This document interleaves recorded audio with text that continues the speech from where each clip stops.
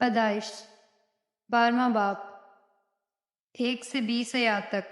خدا ابراہیم کو بلاتا ہے، اور خداوند نے ابراہیم سے کہا کہ تو اپنے وطن اور اپنے ناطے داروں کے بیچ سے اور اپنے باپ کے گھر سے نکل کر اس ملک میں جا جو میں تجھے دکھاؤں گا، اور میں تجھے ایک بڑی قوم بناؤں گا اور برکت دوں گا اور تیرا نام سرفراز کروں گا، سو تو باعث برکت ہو۔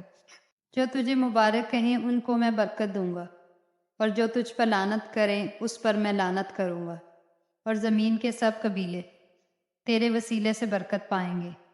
سو ابراہیم خداوند کے کہنے کے مطابق چل پڑا، اور لوط اس کے ساتھ گیا، اور ابراہیم 75 برس کا تھا جب وہ ہاران سے روانہ ہوئے۔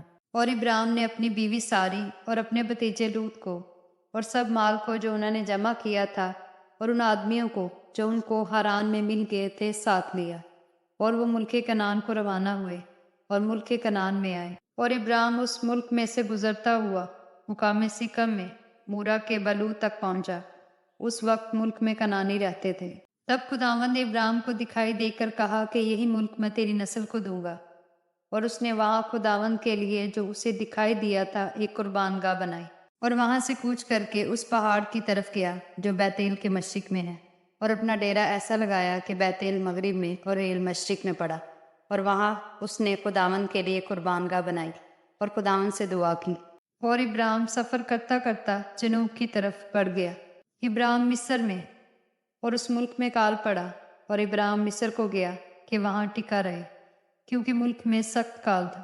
اور ایسا ہوا کہ جب وہ مصر میں داخل ہونے کو تھا تو اس نے اپنی بیوی ساری سے کہا کہ دیکھ، میں جانتا ہوں کہ تو دیکھنے میں خوبصورت عورت ہے، اور یوں ہوگا کہ مصری تجھے دیکھ کر کہیں گے کہ یہ اس کی بیوی ہے، سو وہ مجھے تو مار ڈالیں گے مگر تجھے زندہ رکھ لیں گے۔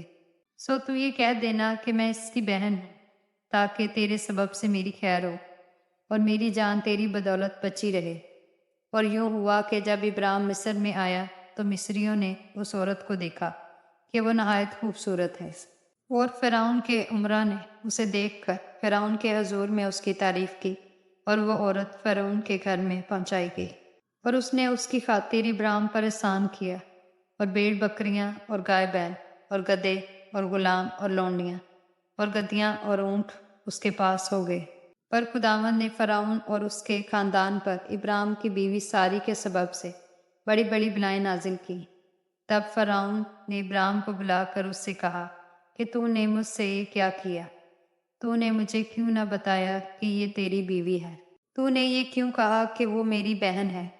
اسی لیے میں نے اسے لیا کہ وہ میری بیوی بنے۔ سو دیکھ، تیری بیوی حاضر ہے، اس کو لے اور چلا جا۔ اور فرعون نے اس کے حق میں اپنے آدمیوں کو ہدایت کی، اور انہوں نے اسے اور اس کی بیوی کو اس کے سب مال کے ساتھ روانہ کر دیا۔